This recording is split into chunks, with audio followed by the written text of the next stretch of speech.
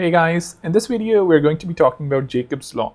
It's a really important law which basically states that users spend most of their time on other sites, which obviously means that users prefer your site to work in a very similar manner to some of the other ones, especially if it looks very similar to them.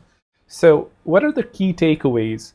Again, I'd just like to mention I'm not going to talk about a lot of background about who Jacob was when this law was invented. We're just going to get to the gist of it. So what are the takeaways from this law? First, users will transfer expectations they have built around one familiar product to another that appears similar. So again, it's really important, it appears similar. Obviously, if it appears very different, it's functionally very different as well, then obviously they would have to learn something that they probably don't know. By leveraging existing mental models, we can create superior user experiences which the user can focus on, which can allow the user to focus on their tasks rather than on learning new models. Now, this is extremely important. We don't want to invent or create new experiences unnecessarily. Like obviously, if they're actually moving in a more sustainable direction, they're much more scalable, so on and so forth, we can consider them. But just for the sake of it, even if it looks good, I would say that's not sufficient reason to introduce a new pattern if it's not really improving the experience significantly. And that's the thing, right? If we introduce new experiences, we're going to enable friction, and we're going to actually discourage them from using our product, because then they would actually have to learn something that they already aren't familiar with to actually achieve their goal. So this is a big no-no. The third thing is, when making changes, minimize discard by empowering users to continue using a familiar version for a limited time.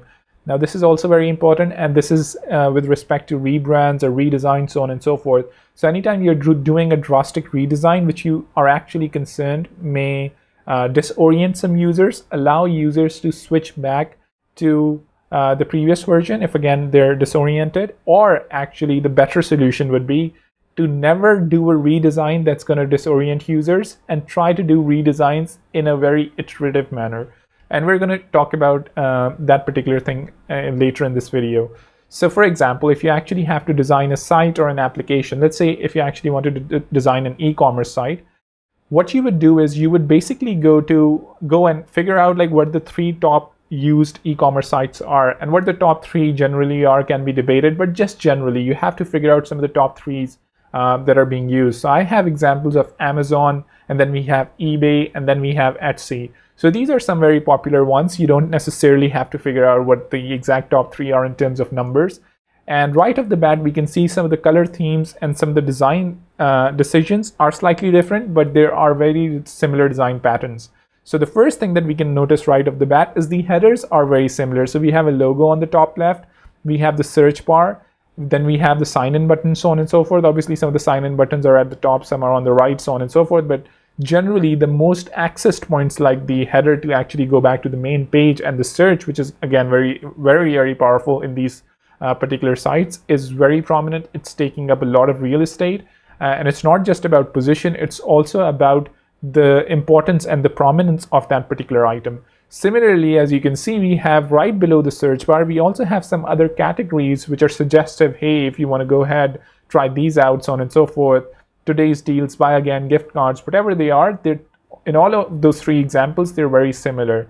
One other similarity that I've actually seen, and again, there can be a lot of similarities highlighted, but we're just talking about the law, we're not necessarily talking about e-commerce sites here, are the categories right below. So they have also some visual categories if you actually look below the header.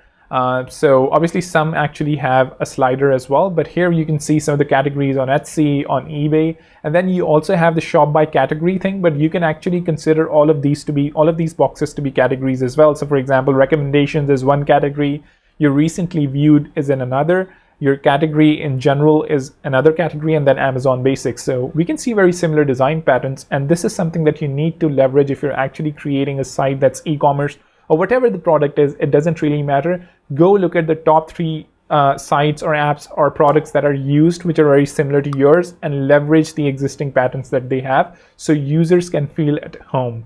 If we look at another example, we can actually look at examples of chat applications. And this is the listing page of some of those applications. So I have WhatsApp, Messenger, and then contacts.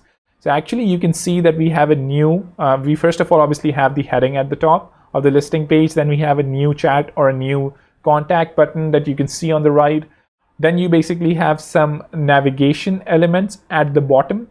Some minor things that you can actually see are the search bar right below the heading. So again, a lot of these patterns, these may seem like second nature to us, but especially when we're actually doing redesigns, it's very important to keep these in mind and actually reuse them as much as we can, until and unless obviously you want to diverge from them for a very, very good reason. And that has to be very specific, and that also has to be very quantifiable.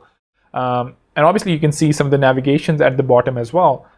So yeah, that's that. One other thing obviously we can see here is the chat example. So here we have some examples. We can see on WhatsApp, we have the name at the top, we have the image at the top. Similarly here, across all of those three examples, we have the back button here as well. And then the person who's actually sending you the message, his message appears on the left, your message appears on the right. And that is a pattern that's universally, for the most part, established throughout these chatting applications. We can also see that we have the large prominences given to the text area, so it's really easily tappable. Then we have the record button. Sometimes the record button is on the right, sometimes it's on the left.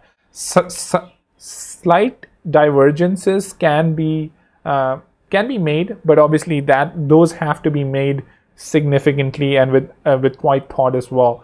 So we can also see some of the attachment buttons here as well. So very similar patterns, as you can see. One thing that I'd like to point out, these are iOS patterns. I'm not suggesting that you use these same patterns on Android, because Android has their own patterns for chat applications, for websites, so on and so forth. They also have an external navigation bar at the bottom, so that also influences the decisions that you basically have to make, and the way that apps work. So that's very important.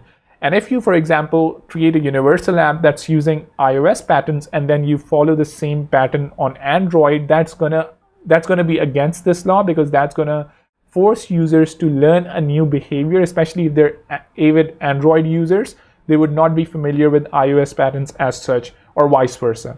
So that's really important. The last point that I actually discussed in the takeaways was about updates. So here I have an example of YouTube. So pardon me if the years are wrong, but I think like they should generally be fine. So this is the 2018 YouTube example, and this is the 2019 one. So what we can see here basically is the header is pretty consistent in terms of the interaction points. So we have a search bar in the middle. Obviously it was slightly on the left here, but basically now they've moved it to the middle. They have the logo, some minor size changes. They have the hamburger menu, which they've made slightly more prominent. Then we have the sign in button on the far right. Then we have the upload buttons on the left. So it's very similar in terms of navigation. So even if they're making changes, they're not making disruptive changes that are really changing the navigation patterns of the site. So you can make UI changes, but changing UX patterns and navigation behaviors and interaction patterns is a really big deal. So I would suggest, even if you're doing those UI and UX updates, and if you want to make a larger change, try to be as iterative as you can. Similarly, on the left-hand sidebar, you can see there are some UI changes, some aesthetic changes, so on and so forth, but the navigation actually remains very similar. Even in the middle, we can see there are some other types of items. For example, a larger image, we have some ads here as well, but we can still see that the navigation points or the context is very similar in these updates. And again, I'd just like to highlight that these particular things that I'm talking about aren't just specific to digital patterns. Rather, if we look at some of the other examples, we have an example of the Mercedes-Benz adjustment seats, or seat adjustment controls. So we can see that they're actually using a very similar pattern for seat adjustment to the actual seat that you're sitting on. A lot of people, or like I would say most people who are actually sitting on a seat, are familiar with how a seat looks and how it feels, how it functions, so on and so forth. So they've actually created these adjustment patterns based on the exact structure of the seat. And that's really going to allow users to actually quickly control these without second guessing what they're actually going to do. So that's really important. One bad example, if you actually see behind me, is of the furniture that I have, especially the wardrobe, is it doesn't actually have handles on the left-hand side. Even though both of these doors open, there's no handle on the left-hand side. It looks very classic, it looks very modern, but there's a huge usability flaw, which is, again, they haven't really incorporated this particular law. They don't actually have a handle. They instead have a wooden bar that you actually have to hold to open the door. And on the right, they have a very thin door handle, which you can use. It's much better than the left, which doesn't even have a handle, but still it looks good, but it's a very bad usability experience. So these are some things that I wanted to point out and a few considerations that I wanted to give you. Do subscribe, to hit the bell icon. I'm actually reading the book, The Laws of UX, and I would be covering a lot more laws in this playlist, and I would be covering probably 12 or maybe even more than that. So do stay in touch, do hit the subscribe button, do hit the notification icon to be notified of the videos, and I'll see you in the next one. Take care.